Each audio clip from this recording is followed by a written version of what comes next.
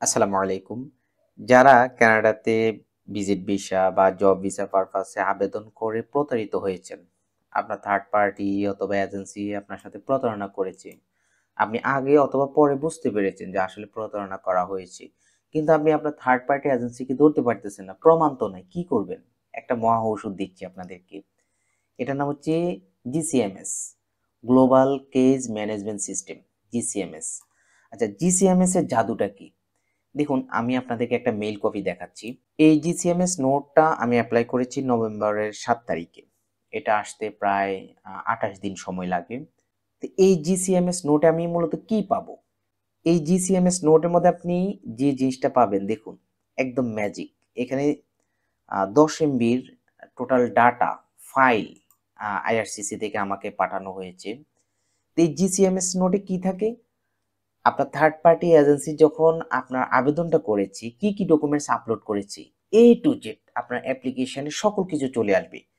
যেমন আপনি যদি এই ফাইলটা দিকে খেয়াল করেন, একটু লক্ষ্য করেন, এখানে টোটাল কত পেজ? 88। আপনি বুঝতে পারতেছেন? টোটাল 88টা পেজ এখানে আমার কাছে এসেছে।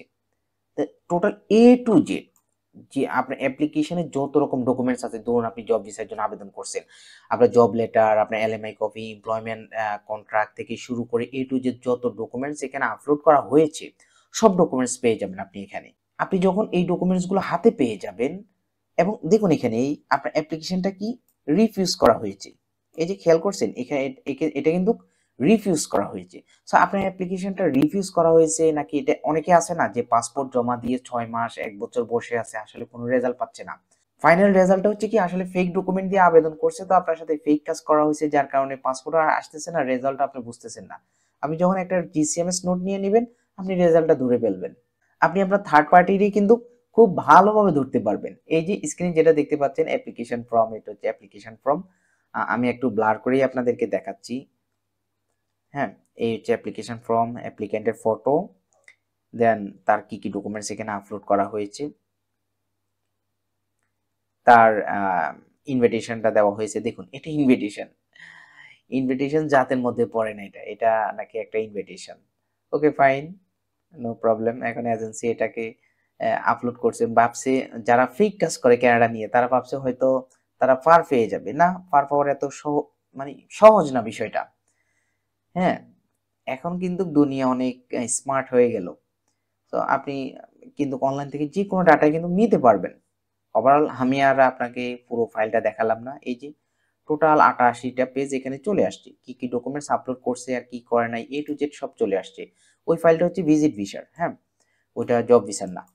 আপনারা কি করতে পারেন, যারা জব ভিসায় প্রতারিত হয়েছেন বা প্রতারিত হচ্ছেন, বা আপনার কাছে মনে হচ্ছে আপনার সাথে প্রতারণা করা হচ্ছে, আপনি একটা জিসিএমএস নোট করে ফেলুন। কিভাবে জিসিএমএস নোট করবেন, আমার চ্যানেল কয়েকটা ভিডিও দেওয়া রয়েছে, আপনি সেগুলো দেখুন, সেভাবে আবেদন করুন। বাই দ্য ওয়ে, জিসিএমএস নোটটা আবেদন করতে হয় ক্যানাডিয়ান কোনো এক নাগরিক বা পিআর হোল্ডার বা বর্তমানে কানাডায় রয়েছে এমন ব্যক্তি দ্বারা। আপনি আমার মাধ্যমেও জিসিএমএস নোট আনতে পারেন বা অ্যাপ্লাই করতে পারেন। যদি আপনি আমার মাধ্যমে জিসিএমএস নোট অ্যাপ্লাই করতে চান, তাহলে আমার সাথে যোগাযোগ করতে পারেন। যোগাযোগ ইনফরমেশনগুলো এই ভিডিও ডিসক্রিপশনে দিয়ে দিব, আপনি আমার সাথে যোগাযোগ করবেন।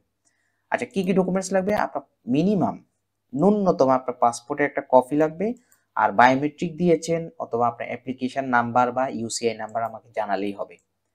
আর কোনো ডকুমেন্টস না থাকলেও চলবে, আপনি কিন্তু আপনার সকল ডকুমেন্টস আইআরসিসি থেকে নিয়ে নিতে পারবেন।